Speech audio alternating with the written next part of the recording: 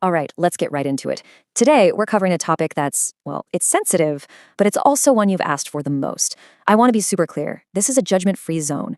We're just going to walk through a really practical guide on overcoming porn addiction, pulling everything straight from our source material. Ready? Let's do this. This quote really hits the nail on the head, doesn't it?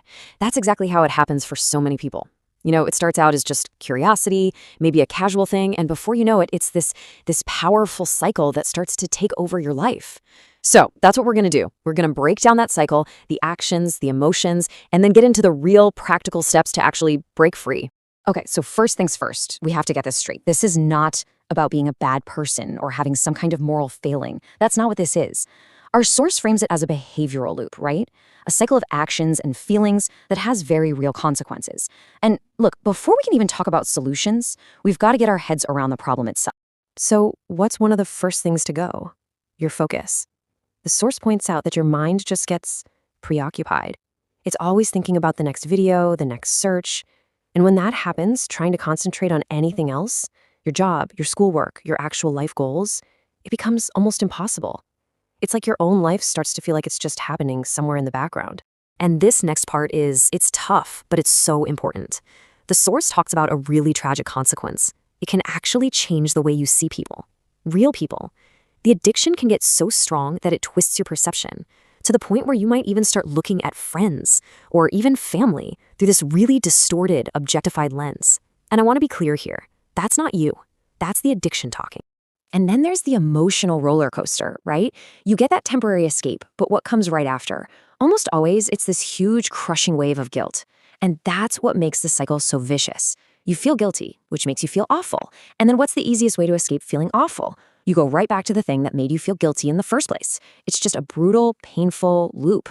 Okay, so how do you get out of that loop? What's the first step? Well, according to our source, the very first solution is also the hardest, by far. They actually compare it to the feeling of having to jump off a roof.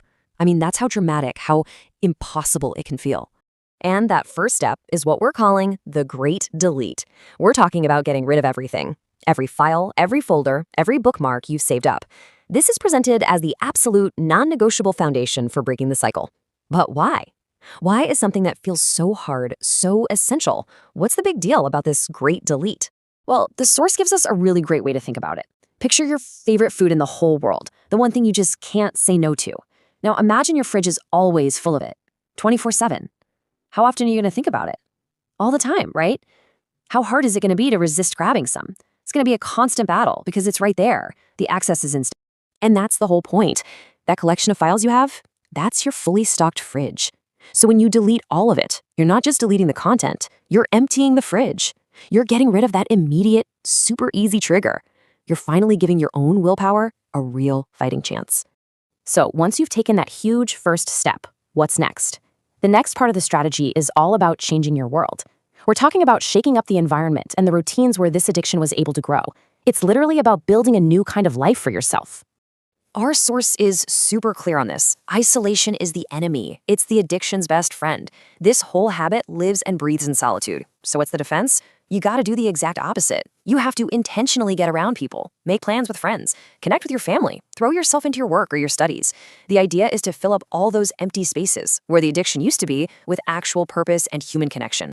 Now, this next idea is really interesting. The source suggests you should replace the bad addiction with a good one. Think about it. That intense energy, that obsessive focus, it's incredibly powerful. So instead of trying to just get rid of it, the idea is to redirect it. Channel all of that into something productive, something that makes you feel good.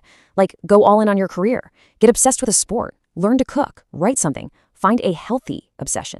Okay, so let's get super practical. I want to talk about two tools you can literally start using today. One's a tech tool, the other is a mental one. And both of them are all about building stronger walls against temptation and helping you get your focus back. The first tool is technology. You know how it works, right? The more of this stuff you watch, the more the algorithms are going to recommend it to you. It's a never-ending stream of triggers. So things like safe search apps or content blockers, they create a real barrier. They just stop those recommendations in their tracks and block the sites. Basically, it cleans up your digital world so you're not having to fight a war every single time you open your laptop or phone. And the second tool? Meditation. And don't worry, this isn't some complicated thing. It's a super simple but really powerful way to train your brain. The idea is, when that urge hits, you just stop. Find a quiet spot, close your eyes, and focus your mind for just 1 minute. That's it. 60 seconds. Doing that one simple thing starts to build up that mental muscle for self-control, 1 minute at a time. So why? Why do all this hard work? Why go through the pain of the great delete and totally changing up your life? Well, the source makes it pretty clear that the stakes here are really, really high. And it's not just about you, it's about the people you love. See, this kind of addiction doesn't just stay in a neat little box. It bleeds out into your real life, into your most important relationships. The source talks about how it can create completely unrealistic expectations for your partner, and it can make you treat them and even your family pretty badly. Remember that distorted view we mentioned earlier? Well, this is where it does real damage to the people you care about most. And that brings us to maybe the single most important point in all of this. You can have all the tools, all the strategies, all the advice in the world, but it's all completely useless without one thing: the decision to actually try. The reason so many people stay stuck isn't because there are no solutions. It's because taking that very first step is hard, and they never quite make the choice to do it. Look, what we've talked about today is basically a toolkit. It's a roadmap based on our source's advice. But at the end of the day, I can't pick up those tools for you. The choice to actually use them to start building a different kind of life, that's 100% yours. So really, the only question that matters now is the one right here, and you're the only one who can answer it.